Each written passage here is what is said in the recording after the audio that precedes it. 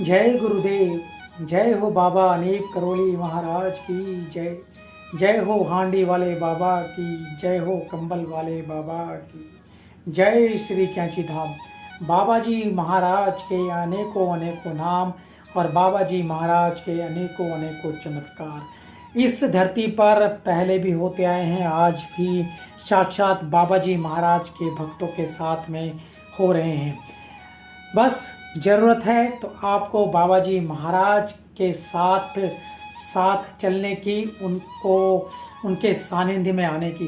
बाबा जी महाराज अपने भक्तों की या फिर अपने भक्तों के घर वाले जो भी उनके साथ में रहते थे, उनकी मनोकामना किस तरह पूरी करते हैं, एक छोटा सा बहुत अच्छा सा रोचक सा प्रसंग हम आपके समक्ष यहाँ रखने जा रहे हैं। एक बच्चा था, बहुत छोटा बच्चा, वह जब किसी चीज़ की जिद करता था तो वह उसको पाने के लिए, उसे मिले या ना मिले, बहुत रोता था और उस जिद से उसके माता पिता कई बार परेशान हो जाया करते थे।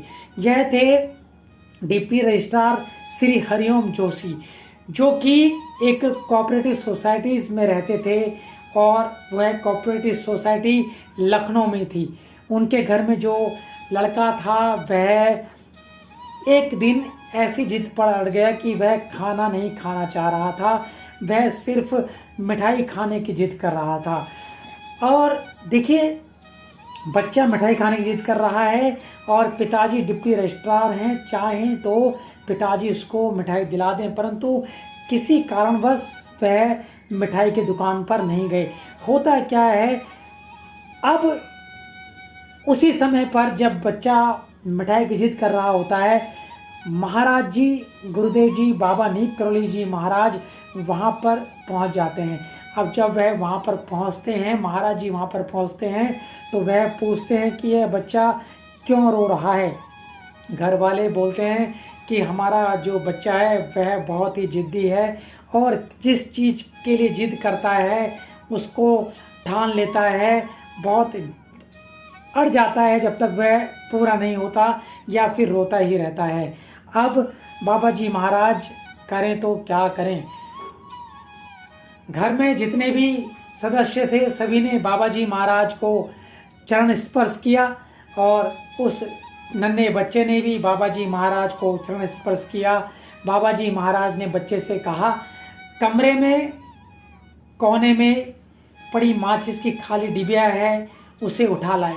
अब वह बच्चा दौड़ता हुआ गया और उस डिबिया को उठा कर ले आया। बाबा जी महाराज ने उस डिबिया को अपने हाथ में लेने से पहले कहा, इस डिबिया को खोलो, यानी कि उस बच्चे को कहा, इस डिबिया को खोलो। जैसे ही बच्चे ने डिबिया खोली, उसमें 5 रुपए का नोट निकला। अब बाबा जी महाराज ने उस बच्चे को आदेश दिया, जा मिठाई ले आ। उन दिनों 5 रुपए में ढेर सारी मिठाइयाँ मिल जाती थी और वह बच्चा प्रसन्न होकर हलवाई की दुकान पर गया और वहाँ से बहुत सारी मिठाई ले आया और उस बच्चे ने भरपूर पेट भरकर मिठाई खाई और सभी लोगों ने उस मिठाई का आनंद लिया। बच्चे ने बाबा जी महाराज को भी मिठाई खिलानी चाहिए, लेकिन बाबा जी महाराज ने उस मिठाई को स्वीकार नहीं किया, क्योंकि यह बाबा जी की लीला थी, बाबा जी की महिमा थी। बाबा जी ने क्यों स्वीकार नहीं किया, यह कहना तो बहुत ही असंभव सा है, परंतु बाबा जी महाराज अपने भक्तों की, अपने भक्तों के साथ में रहने वालों की मनोकामना पूर्ण करते थे।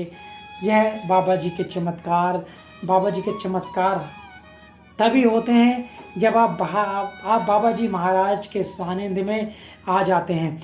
बहुत से लोग कहते हैं कि बाबा जी महाराज की हम पूजा करते हैं, हम इतने समय से कैंची धाम जा रहे हैं, इतने समय से हम वृंदावन धाम जा रहे हैं, परंतु अभी भी हमारे जीवन में जो कष्ट हैं वह